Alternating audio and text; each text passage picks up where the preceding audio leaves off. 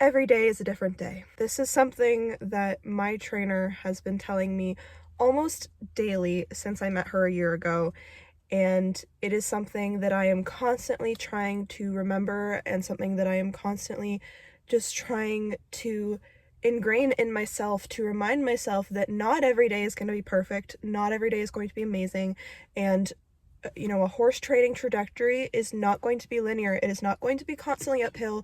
It's going to look like this. It's going to be like this. It's going to be a mess. My training with Polly has been going so well for the past month or so. She's just been absolutely thriving. We're about starting to get into training her for riding again, teaching her flexion and porcupine, giving off of leg pressure from the ground. And I bought a saddle and I'm trying to get my saddle fitter out. And we were doing desensitizing, confidence building. She was becoming this whole other horse, becoming so willing to just do all this stuff I was asking her to do, coming to me in the field. Just everything was going amazing. And then I had an unfortunate thing happen just a few days ago. So today is Friday, and back on Monday I had an appointment scheduled with my saddle fitter, and she was about 2 minutes away, and I was walking Polly up the hill up to the arena because that's where we do tacking her up, and that's where we do the farrier for her. So that's where we were going to do the saddle fitting. And I got her up to the top of the hill, and I knew that she seemed a little bit more up that day, just a little bit more aware, maybe a little bit more anxious, and so I was mindful of that, and I let her have some grass outside of the arena, and then she kind of popped her head up and startled at something behind her, and I saw that, and I was gonna be like, okay, come on, let's go this way instead, and in hindsight, I should have been more that's fine, we're gonna go this way, okay, we're going, and she took that moment to throw what I would call one of her hissy fits or a temper tantrum, because she tends to have her spooks, have her scares, and then she'll kind of go, wait, I don't actually want to be doing this. And she kind of throws a little bit of a fit and I don't want to do this anymore. And she tries to bronc, but she's a Percheron, so she is too fat and too uncoordinated to bronc properly. But she was trying to do that, kind of jump around, get away from me. And I was handling it. I was circling her. I was disengaging her hindquarters. I was doing all the things that in my head I heard my trainer going, do this, remember this. And I was in the moment, I actually went, oh my God, I'm doing a good job of this. This is going to be okay. And then she goes to kind of do one of her bolts, one of her takeoffs, and I have, stopped her from doing these in the past. I can't stop her once she is bolting, but when I see her brain go, I'm gonna bolt, I am adjusting myself to bolt, I can usually correct her pretty quickly. Now, unfortunately, she got herself at just the right angle that I was too far behind her, and when she went to take off, I quickly tried to run out to the side to get a decent angle, and I must have tripped on the uneven road as she was taking off, and I felt the rope slipping through my hands, but I wasn't, so it yanked me forward, and I was desperately trying to get my feet underneath of me, and it did not work, and instead I went flying across the pavement, the paved road up there. The rope gave me a good yank forward as she took off at a gallop, and I went slam and slide across the pavement on my left side, and then went rolling over the edge of the road down into the grassy ditch on the other side. As you can imagine, getting dragged across the pavement and thrown over the shoulder of a road by an 1,800-pound French warhorse doesn't feel great. I'm very, very lucky that I did not hit my head. Had I hit my head, I would have been so beyond concussed. But I do have, muscle pains and aches going on. My shoulder in particular, I'm dealing with a lot of pins and needles in this arm and this hand. And, my back hurts. My butt hurts. Not sure why, because I didn't land on my butt, but it hurts. And the side of my left knee is nice and swollen and bruised and scraped. Now, thank God I was wearing these double-lined winter breeches from Elation Diamond. There were only a few small tears in the leggings, which was surprising, good quality of the leggings.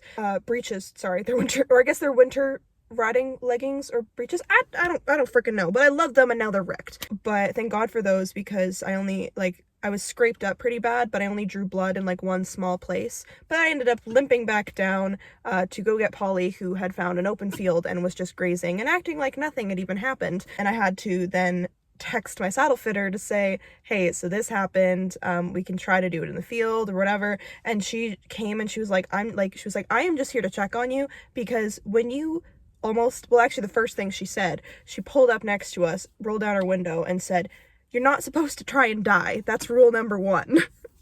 And so she got out to check on me and she said, we will reschedule because you need to go home and take a hot bath and relax, because your body, like your muscles, your ligaments tomorrow are going to hurt and you need to take care of yourself. This is not important right now. Taking care of yourself is important. So I was very grateful for her in that moment. Like, I'm okay, I'm functioning, but I'm still in pain recovering from it, obviously. Today's Friday, so it's been 4 or 5 days since then. And unfortunately, since then, even though Polly had been doing great going up and into the arena, now we are dealing with she will not walk up the hill again. And her threshold seems to be outside of the arena, which is really unfortunate as it's getting colder. It is now November 1st, and really, like, my most important goal was just like she needs to be comfortable in the arena, particularly for the winter, because especially where my health is right now, like, as my chronic illness has been progressing over the past few months, like, I will not be able to handle another winter of every training thing I do with her being outside. Like, I just won't be able to handle it. Canadian winters are too cold for that.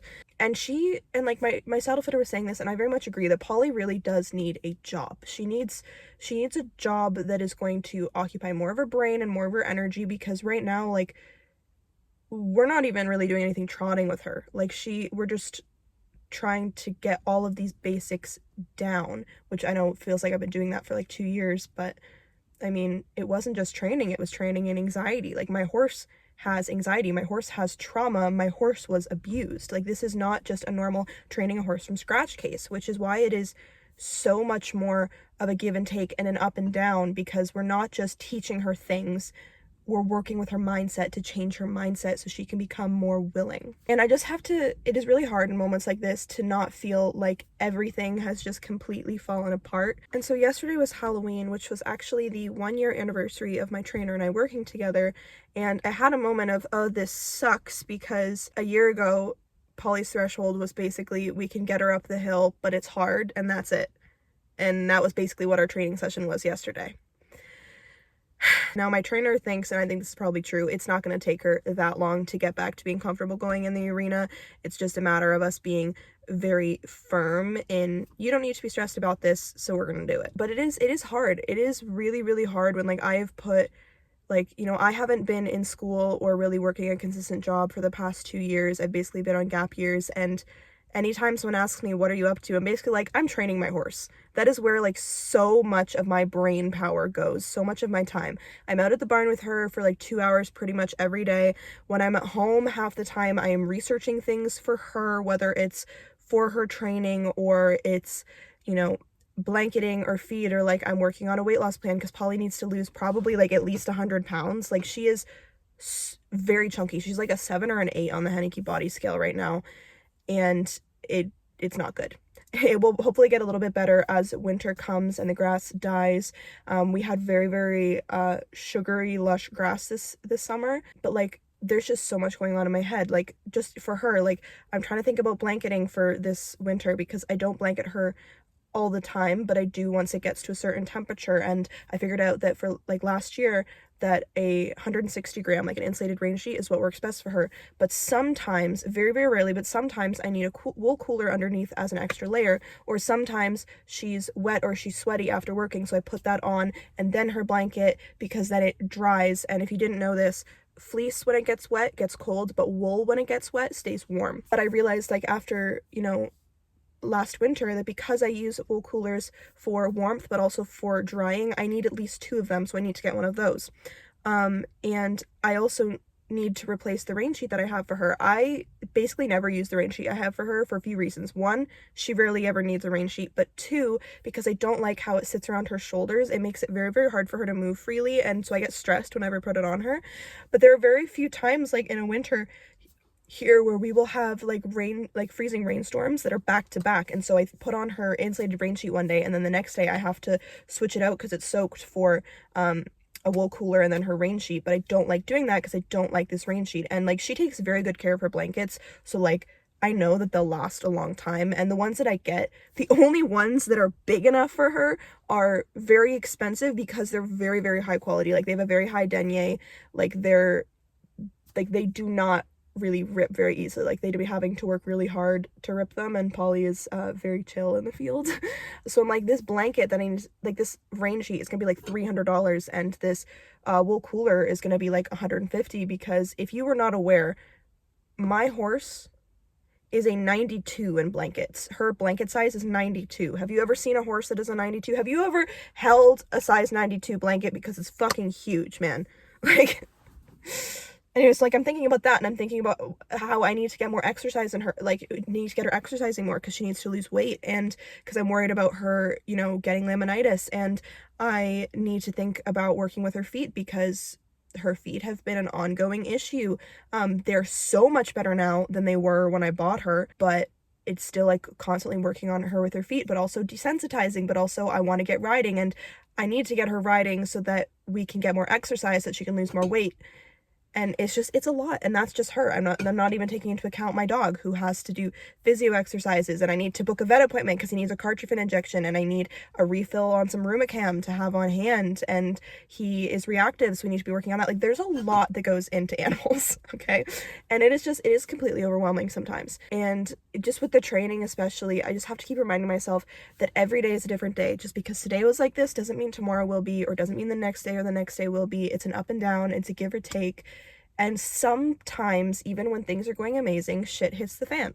And you just kind of, in a life with horses or animals, you just kind of have to accept that, especially if you're, you know, getting a horse that you know is not fully trained. Now, I did not have any way to foresee this happening when I bought her. I knew her for a year before I bought her, and she was not like this. It was the process of weaning from her baby and moving to this property that completely just destroyed her mentally. It was just a mess. I guess my point in ranting about this is that I guess I want other people to keep in mind, as you're training your animals, it is okay to feel completely overwhelmed, and it is okay to feel like you're failing, even though you're not. If you still care and you're still trying, then you're not failing.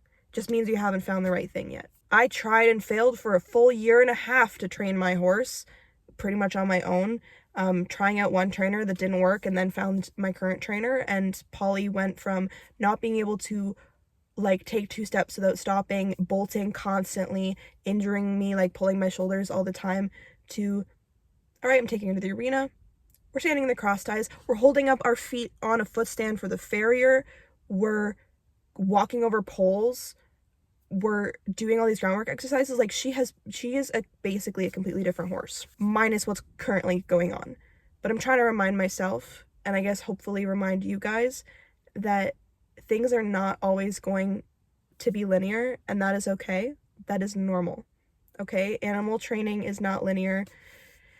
It is hard. It is hard work. I'm working really hard not to beat myself up about it, and I hope that any of you guys who work with your horses don't beat yourself up about it, because yeah, it is just, it's a lot. It's hard.